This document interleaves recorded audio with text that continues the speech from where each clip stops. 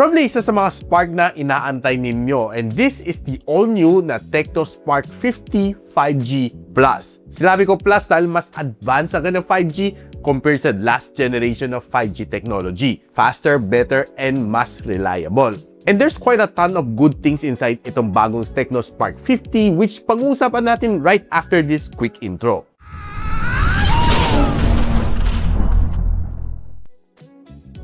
So ito ang box ng TECNO Spark 50 5G Plus na walang kakeme-keme, and there's mga specs dito na nakasulat, and there are some specs also dito sa likod na nakasulat. Pwede mo i-pause na lang. So makita natin Spark 50 rin nakasulat dito, and mostly pinag-usapan natin dito ay AI. Itong mga companies na ito, and hindi exempted si TECNO. Ito yung mas kompletong specs. Pause mo na lang. So labas ko yung phone, pamaya ka na, buksan na natin, no? Tingnan natin what are the things inside. We have a 12+1 na warranty. Ano 12+1?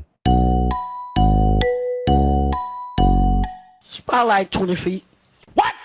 13 months worth ng warranty. Yan ang meaning nitong card na ito. Meron kang quick start guide dito. Meron siya dito licensed by Qualcomm kahit MediaTek ang kanyang processor. A to C cable, pang charge. This one I like. 45 watts na fast charging brick inside a Spark na series na phone. Kasi alam natin si Spark mura eh. So, yung mga charging na mga 15, 18, yung mga wattage niya. Ito, 45 oh. And dito nakatago ang kanyang panundot. Eh, meron din siyang pa-jelly case pa na gray, black, whatever you call this. Malambot siya.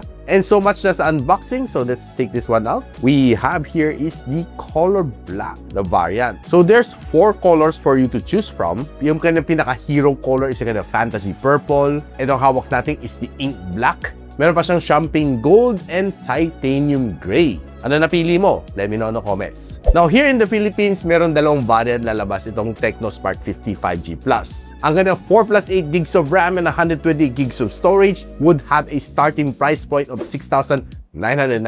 And yung kanyang 4+8 gigs of RAM and 256 GB of storage would have a starting price point na 7,999. Of course guys, ina-encourage ko kayo to check the link on the description box below para mabili nito ng official and legit dito sa ating channel. Or you can just simply hit yung YouTube shopping link para mabili mo siya ng mas mura kasi makakuha ka ng vouchers coming from me. Now ito guys, pag hindi kayo gumamit ng voucher ko, hindi nyo ginamit ng link ko, diretso lang kayo nag-check sa Shopee, mabibili mo to ng around 7,154 pesos. Pero once na ginamit mo yung YouTube shopping link ko dyan, you'll get it way lower at around 6,100 pesos na lang. That is if you click yung link dyan sa YouTube shopping link natin. Yung mga vouchers yan are just exclusive sa aking channel. Hindi mo siya makukuha sa ibang channel. And of course, munting paalala lang, huwag kayo paligoy-ligoy, mas mura siguro sa iba, pero baka ma-scam kayo. Just a quick word of warning.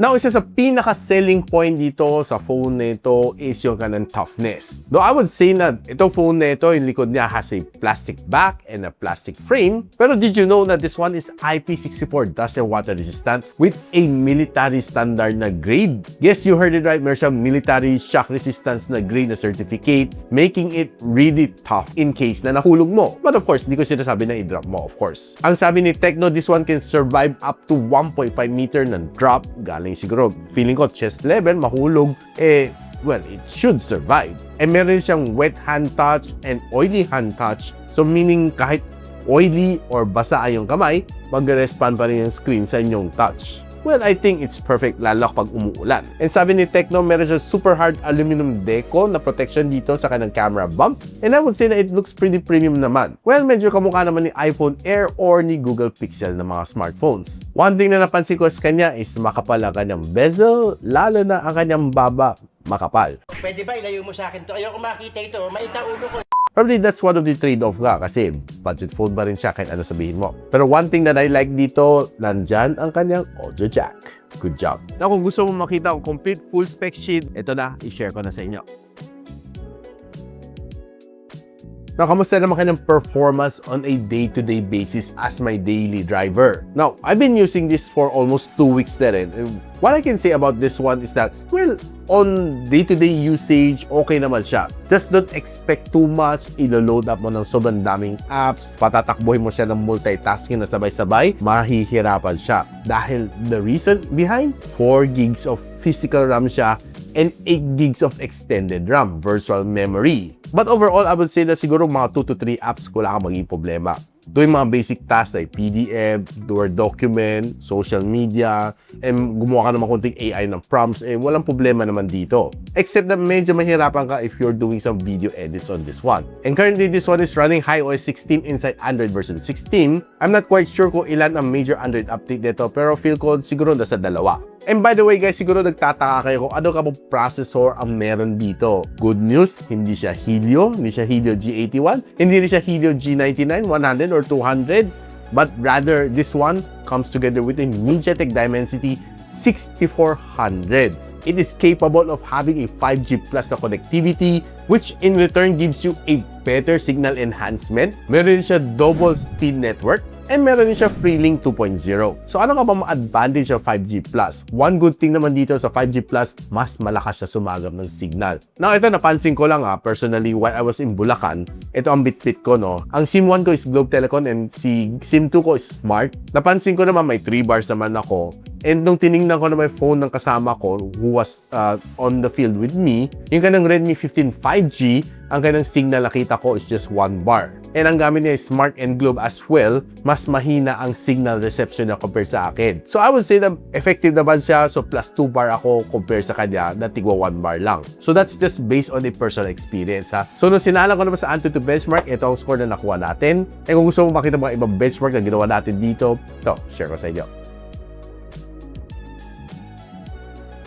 Now, pagdating sa battery, malaki-laki ang kanyang battery at 6,500 mAh ng battery niya, which is for me quite hefty para sa isang Spark na smartphone. And it also comes together with a 45 watts na fast charging brick and charging capability, which in return, mas mabilis siya mag-charge kaysa mga 18 watts, 15 watts na mga Spark Go series. Pero alam naman natin yung kanyang Spark series is para sa mga medyo budgeted na tao. So alam naman natin medyo hindi ganun kagandahan yung kanyang mga specs, lalo sa charging. But of course, this is probably for me an exception. Overall, ang kanyang battery endurance is quite good. Kaya namang tagal ng 2 araw without charging basta you're using it normally. And nung sinalang ko to sa PC Mark na battery stress test, binigyan akong 20 hours and 16 minutes na screen on time.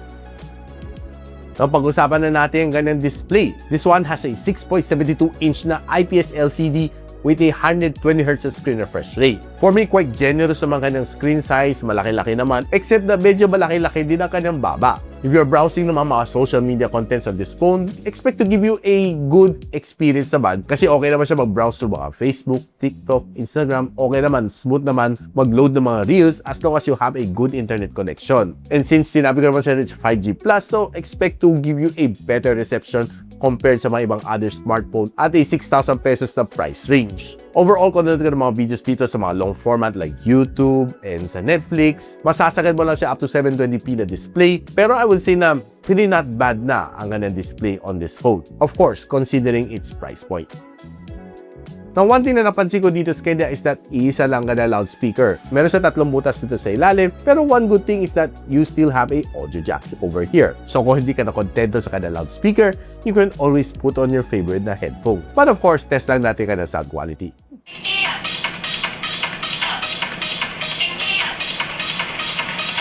Well, overall, for me, average lang ang kanyang sound. Pero I would rather tell you to put on your favorite headphones na lang if you want a more immersive na experience pagdating sa sounds. Now, pag-usapan lang natin quickly ang gaming experience ko dito. Sabi ni TECNO na this one can achieve 90 FPS sa ML and sa Free Fire. Pagdating sa PUBG, kaya na ma-achieve up to 60 FPS. Pero I was able to play 2 titles dito, CODM and CML. Pagdating sa CODM, okay, it was really enjoyable. Okay naman siya. Halos wala naman na feel na frame drops dito sa kanya. Hindi naman siya naging sluggish kahit 4 gigs of RAM lang siya. Pero I would say na kayang-kaya i-handle ni MediaTek Dimensity 6400. Okay naman naging gameplay ko dito, except na wala naman nakita dito na FPS counter, kaya hindi ko alam kung ilang FPS niya. Pero nilagay ko naman siya sa low graphics and max na frame rate. Okay naman ka ng touch response, the sound is just mediocre, you just need to put on your favorite headphones. And pinakamainin na in-achieve niya dito is 43 degrees Celsius. Now moving on to ML, sinabi nga ni TECNO na kaya namang achieve na 90 FPS, though hindi ko siya nakikita. Nilagay ko naman siya sa max na frame rate na kaya na i-support. And overall, the gameplay was okay. Smooth, wala na feel na lags, and the gameplay was just okay, pretty solid naman. naman, one thing to like naman dito skin is pretty decent ang kanyang graphics, very nice ang kanyang touch response. Yung kanyang sound is just mediocre para sa akin. And overall experience ko dito is more than just playable. Kaya mo talaga mag-enjoy dito sa ML on this phone. Pinakamainit na na-achieve ko dito is 42 degrees Celsius after 1 hour of gaming inside room temperature. Now, quickly pag-usapan lang natin ang kanyang 50MP camera na may flash snap which can shoot you up to 1080p and 30fps. And kanyang front-facing camera na 8MP which can also shoot you up to 1080p and 30fps. Now, on outdoor, you'll be able to get some nice, decent shot naman on this camera. Honestly, for a 6,000 pesos level na phone, I'm not really expecting too much from it. Pero getting something like this one, well, I would say na not bad para sa 6,000 pesos ha. Though I would say na mga green is a little bit saturated toward the more lighter green na shade. Pero there are times na medyo nagiging darker siya, so depende sa kanyang algorithm. There are sometimes na medyo nahirapan siya mag-focus and medyo na out of focus siya at times. Pero pag napag-focus siya na maayos din naman kanyang mga snaps. There are some nice snaps naman nakuha ko dito on this camera which is not bad. And I was able to capture si Mingming dito na may details ang kanyang whiskers. Taking some snap like this one, well, I would say not bad. Yung kanyang blue sky is, well, a little bit lighter than usual and okay naman ang kanyang picture dito. Overall, not bad. And trying to use yung kanyang zoom, this is a normal shot and this is a 2x zoom shot. Well, pag zoom in mo doon sa kanyang caricature, well, still okay. Now, if you go indoor, taking some product shot, overall, not bad. Yung mga shots na nakuha natin. Okay naman ang focusing no, on indoor. Wala akong naging problema naman dito sa kanya. Though, there are times na medyo hindi lang ganun ka-sharp some of the photos na na-capture ko dito. But overall, for me, for a 6,000 pesos level na phone, it's not bad. Using a selfie camera outdoor, well, hindi lang ganun super duper linaw ang mga shots ko. Pero you'll be able to capture some details naman for me. And on indoor, you expect it to be a little bit more smoother yung mukha mo dahil medyo nababawasan na ang details dahil medyo hirap siya. Now, here's a quick video from the front-facing camera. Shoot you at 1080p and 30fps ng front-facing camera. Medyo matagtag. Pero overall, yung ganun resolution, not so bad. Tatanungin mo. Pero medyo malikot lang talaga kanyang camera. Of course, walang stabilization. And here's a quick sample video from the rear camera. May TECNO Spark 50 5G. And equally said na medyo matagtag nga siya if you're using just your bare hand. So, mga tripod might help. Now guys, ano masasabi ko dito sa phone na si TECNO Spark 50 5G Plus? Overall, tong phone na ito, pag makuha mo sa 6,000 pesos, I would say pretty much sulit para sa akin. Dahil you get a decent camera, a big battery, fast charging, you get a pretty tough overall na phone as a whole, and you get a fast 5G plus connectivity. Lahat yan, if you use yung voucher that I post dyan sa YouTube shopping link ko, you'll get it for around 6,100 pesos, which is of course a steal. If you are not able to use my voucher, maybe you'll be buying it at around mga 7,100 pesos or something like that. Malaking bagay din yung voucher, di ba? So again, if you're interested kung saan pwede mabili ito, I'll pop the link on the description box below or just simply click yung YouTube shopping link para ma-redirect kayo sa official store na TECNO sa kanilang mga shopping platforms. Of course, guys, kung meron kayong mga friends na nangharan mga phone at mga 6,000 pesos sa price range, don't forget to recommend itong TECNO Spark 50 5G sa kanila. And of course, don't forget to like, subscribe din dito sa ating channel para ma-update kayo what's na naglabas ako ng mga phones just like this one, TECNO Spark 50 5G Plus. So, paano guys, hanggang dito muna ako. I'll see you on my next video. Peace out. And so, ako para si Richmond and you're watching Gadget Sidekick. What's up? Like and subscribe to my channel. Don't forget to hit that notification bell. For one of my latest uploads, click the dito. And for one of my popular uploads, click here.